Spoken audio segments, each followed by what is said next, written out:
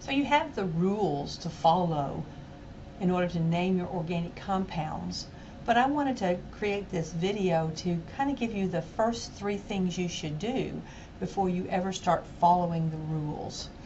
So the first one is you need to always find your longest continuous carbon chain, and I would recommend taking your pen and marking yourself right through that longest chain. So I don't know if I'll be able to make this digital pad work for me here on my screen. We're gonna try. Here we go. All right, so here is my longest continuous carbon chain. It is 1, 2, 3, 4, 5, 6, 7 carbons long, and I want to name that parent. 7 carbons is heptane. So I've done step 1. Find the groups. Now anything that is not that chain is a group. So I have this group, I have this group, and I have this group. Circle them and then name them. Well, coming off of here is 1 carbon, so that's a methyl group. This is also just 1 carbon. I don't count the 1 on the chain, and it comes out here and N. So this is a methyl group. Now this is a halogen. Remember fluorine, chlorine, bromine, look at your periodic table. They are named with an O ending, so this is fluoro. Okay, so I've circled the groups and I've named them. And last, I'm going to number this longest chain, and I have to number it. This is my chain, remember. Number it from the end that is closest to a group. So if I number from this end, I come to a group at carbon number 2. If I numbered from this end, it would be 1, 2, 3, 4 before I got to a group. So I want to number from this end. 1, 2, 3, 4, 5, 6. Okay, I'll come back to naming it, but that's just me doing those 3 things, and then we have to follow the naming rules. Down here, I find my longest carbon chain. So I'm going to go straight across. I gave no bends in this one. Straight across. I could go up here, but I don't need to. And there is my longest chain. It has 1, 2, 3, 4, 5, 6, 7 carbons in it. So it again is heptane. Same parent name. Now I circle my groups. That's a group, that's a group, and that's a group. 1 carbon is methyl. If it were 2 carbons, it would be ethyl. Now if it was 2 carbons, then the longest chain would come up this way. We'll forget I said that. Then I have a Cl. That is a chlorine, but give it an O ending. This is a chloro.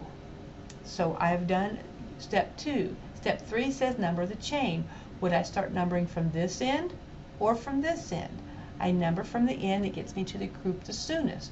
So I'm going to number from this end. I get to a group at carbon number 2. I'm numbering those carbons. If I had numbered from this end, I wouldn't get to a group until carbon number 1, 2, 3. Okay, so you should do all of those action items before you go through and do the names. So now I'm going to go and take all those pieces and name it according to what the rules say. You should have those rules handy and go through them step by step. The parent is the last name. So heptane is the last name. The groups, if you have more than 1 of them, you use a prefix to tell you that you have more of them. And it says alphabetically, starting with the alphabetical order of your halogens. So I have a fluoro, F-L-U-O-R-O, and I have dimethyl. Okay, now I have to say where they're located. Well, the fluoro is on 4. I put the number 4. The methyls are on 2 and 3, so it's 2, 3. You put commas between numbers, and you put hyphens between letters and numbers, and there's never spaces in between words, in between letters, okay? So 4 dash fluoro dash 2, 3 dash dimethyl. Look at that. Go back and look at each one of those rules and see how I applied them to naming this compound. Now for the next one, last name is heptane. H-E-P, heptane for 7 carbons. I have the methyl and I have the chloro.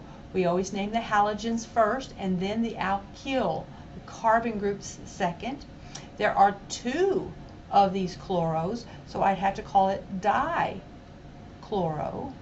and then a methyl right into my heptane. Now I give my numbers of where they're located. I have the chloros are both located on the 5. Now this is missed by a lot of students. They're both on the 5. You must have a number for both chloros. So even though it's the same number, you should say it 5,5-dichloro, because there needs a number for one chlorine and another for the other. You separate numbers with commas and numbers from letters with dashes. Now where is the methyl located? On the 2nd carbon. Now take my name, look at the rules, and see how I'm applying each rule, carefully reading to get to this name.